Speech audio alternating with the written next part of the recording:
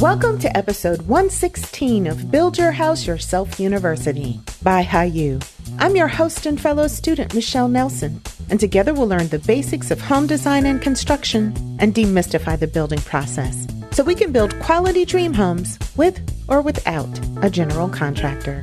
This week we have the second part of an owner-builder interview that I did with Juan Catano. He and his wife are remodeling their duplex and making it into a triplex. In this part of the interview, Juan tells us what he wishes he knew before he started his project, what surprise costs he ran into, and what mistakes he would warn other owner-builders about. Let's get right into it. Here's the second part of my interview with Juan Catano.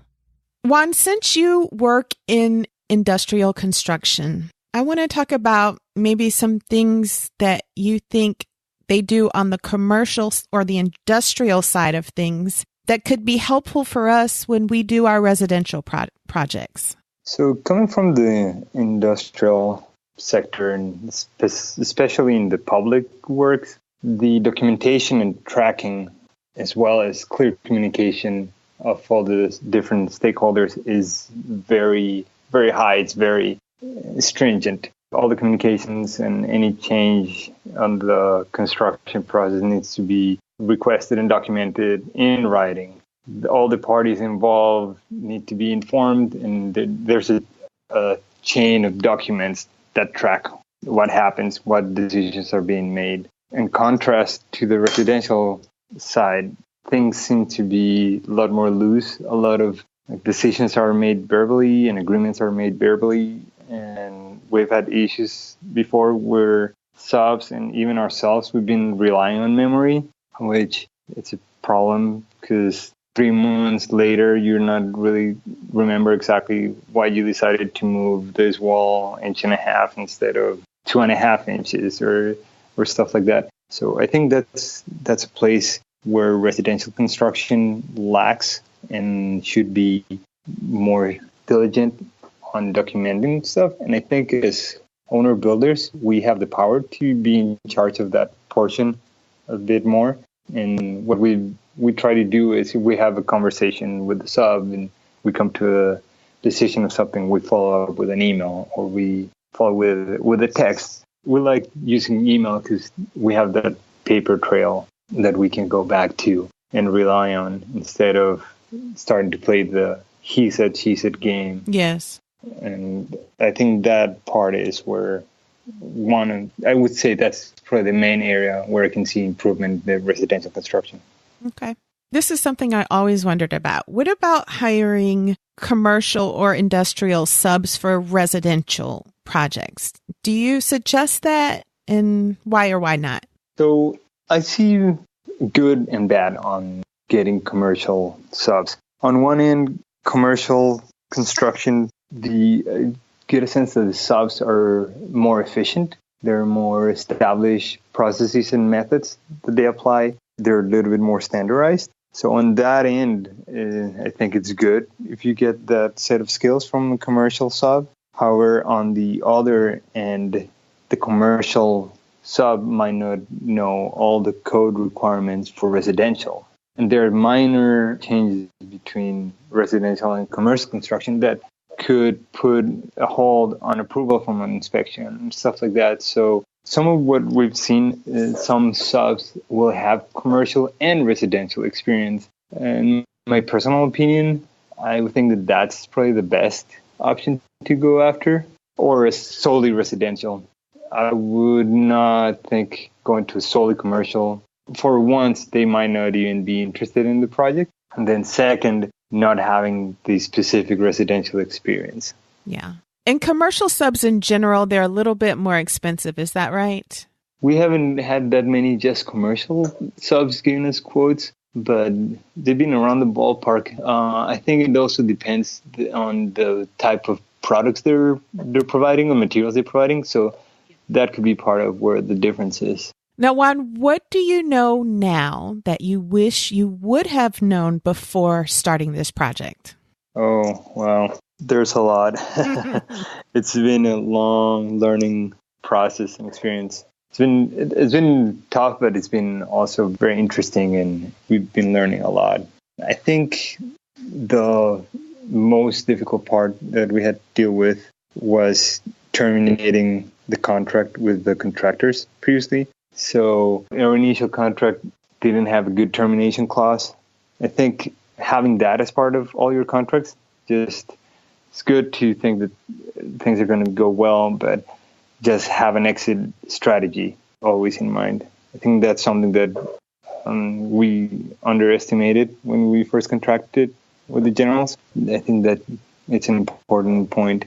Another part is making sure that you spend time reviewing the different scopes of work and make sure to compare the quotes of the different subs. One, to make sure that they're including everything that project requires or that you want. And then second, to make sure that you're comparing apples to apples between subs, because you don't want to be people to compete when they're giving you different products. So make sure to spend time reviewing that. Also, just make sure that the subs and the contractors involved have clear expectations or have clear understanding of your expectations of the project and what you expect them to be, how you want them to be performing, or if you have any particular requirements, bring that up front as early as possible so that everybody's on the same page. Okay, that's great advice. So let me ask you a little bit about that termination clause. What does something like that look like or sound like?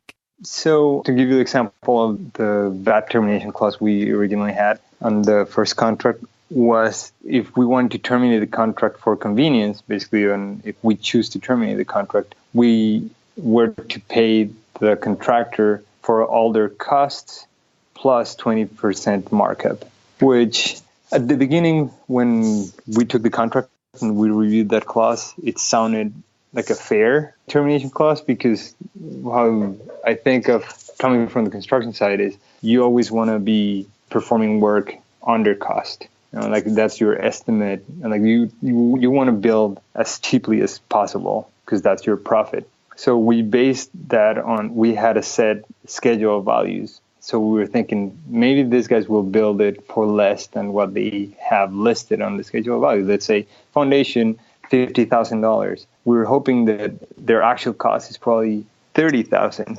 So if we were to pay their cost, let's say it was $30,000 plus 20% markup, it would be just paying them $36,000 instead of the $50,000. So that was our optimistic view of things, thinking that was going to be the case. However, when this contractor started, they actually underestimated a lot of the project, which they ended up running over their budget.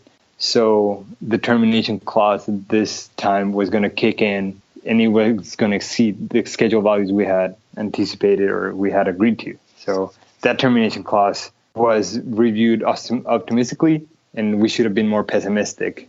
So I would say make sure that you can terminate the contract for convenience and that the cost to pay, it's only the cost of the contractor, or limit basically your liability and the exposure of the excess of costs from a contractor. There's some good clauses online that you can look for. Okay. And I did that with the new contract that we have. I did a research of the different terms, and we came up with a better clause.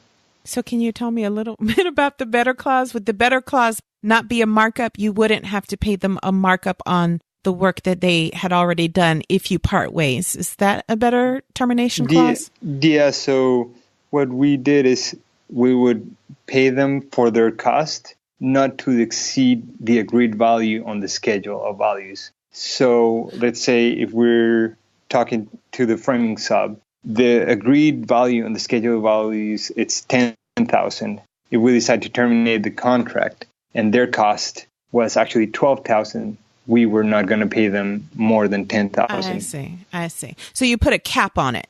Exactly. Yeah. Okay. I got it. Well, let's switch gears a little bit. Let's talk about where you're getting your materials, fixtures, and appliances, particularly since this is really an international podcast. Are there any online sites that you recommend for materials, fixtures, and appliances? We started looking at the big box stores we actually walked in to look at the fixtures themselves, because it's good to have a visual. Sometimes online, it's hard to get a good judgment of what they look like, and then the different finishes and stuff. We've been getting some stuff on Amazon, also from Home Depot. We've been getting some materials from there. And that's mainly the two sources we've been going for online. On displays, sometimes, like the cabinet manufacturers, they'll have faucets on display, and we just like look at the brand and then go back and Google, the X brand and go to shopping and see where we can find. But since we have Amazon Prime membership, so we have free shipping, which is a benefit there. And then Home Depot, they have a good selection. I know in one of your podcasts you mentioned to be aware of the fixtures not being full metal for the internals. So that's something that we've been trying to not go for the cheapest option. We're trying to go to the middle and to the upper end. Yeah. Just because this being a rental unit, we want it to be reliable and not have to service it as often. Yeah. So we're trying to buy good quality fixtures. Yeah, I think that's smart.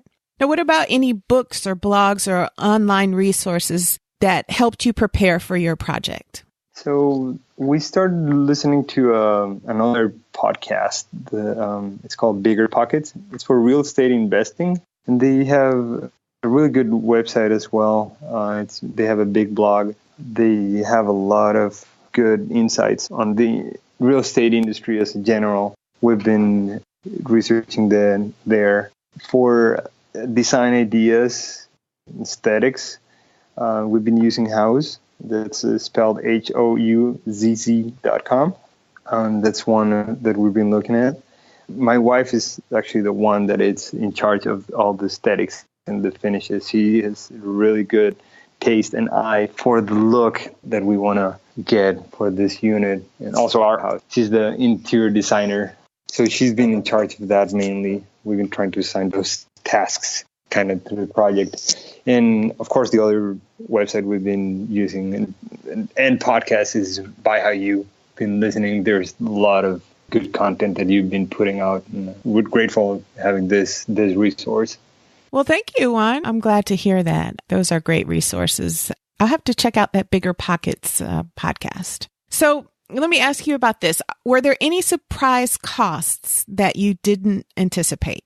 Yeah, like one of the costs that we didn't really think of is the trash and dirt disposal. And that was also a surprise cost for the prior contractor. And that's where he was going over budget on his estimate. I don't know if it's particularly in the Bay Area with California with different environmental regulations, but it's just the uphauling and the disposal of trash and dirt. It's more expensive than I had anticipated. That's a surprise to me, too. I'd never really thought about it, but I'm glad you brought that up. Yeah, and I think that's a cost that sometimes there's a little bit of oversight from different contractors or subs. And that's also one thing that I would recommend. It's making sure that your contracts, you include that as part of the scope of the work, the removal and disposal of trash, dirt, etc. Good. Okay, Juan, what about some cost-saving tips? Do you have any that you can give us?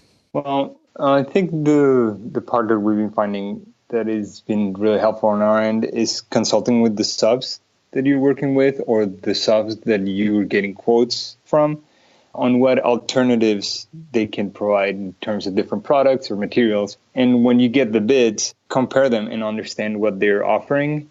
Because you might see one price much higher or much lower than the other. And it could be just the difference of what they're providing. It's a different product, but could be performing to same or an acceptable level to your liking. So just be open to a conversation with the subs where you can ask them questions and just listen. Take their advice with a grain of salt because understand that this is also their business. They want to be making their part of the profit. But we've been having good experience with them giving us good, legitimate advice. And we just decide if the pros and the cons, a balance to what we should use for the project is. It's a good decision and a good change. Okay. Now, what about mistakes? What mistakes have you made that you would warn us as owner builders about?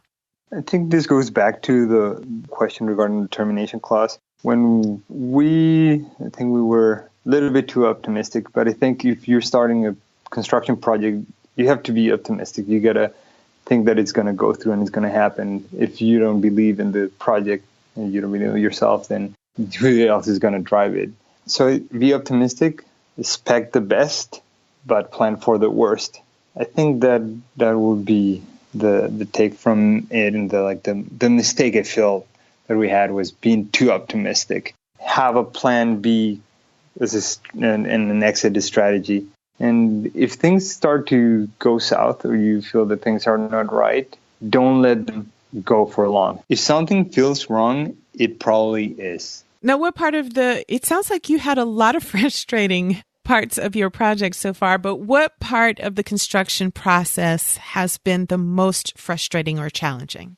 Dealing with the prior general contractor was the most difficult part of this entire process from the beginning. The last one we terminated the contract with. Dealing with the illegitimate change order requests. They were asking for additional compensation for stuff that should have been covered in the original scope of work. They had very poor understanding of their roles and responsibilities as a design builder, and we had to take a lot of that load on our hands and try to push back on them. That was very frustrating, just poor management overall on their end. Now, what about the best part? What has the best part so far been of being your own general contractor? I feel that being in control, or a little bit more control of the schedule and budget, and the ability to select subs that we want to work with, having more control of the overall project, I think, is the best part of being our owner, builder, general contractor. Well, Juan, I am excited to hear about your completed project. So please let me know how it goes. But I think we're going to learn a lot from your experience, and I appreciate you contacting me to be so generous just to let us learn from your mistakes and learn from your experiences. So thank you so much for joining us. No, I appreciate the opportunity to share our experience. I hope that people learn from our mistakes and from the stuff that we've done well as well. It's a very interesting process.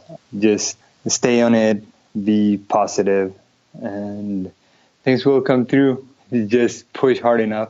Well, thank you so much, and the best of luck with the rest of it. Let us know how it works out. Special thanks to Juan for taking time out of his busy schedule to talk to us. We appreciate you. We've learned a lot from you, Juan, so thanks again. If you are an owner builder and you would like to be interviewed, or if you know of an owner builder who would like to share their experience on this podcast, please email me at info@byhyu.com. That's info@byhyu.com. That's all I have for you this week. Thanks for joining me. Come back next week for another episode of Build Your House Yourself University. BYHYU.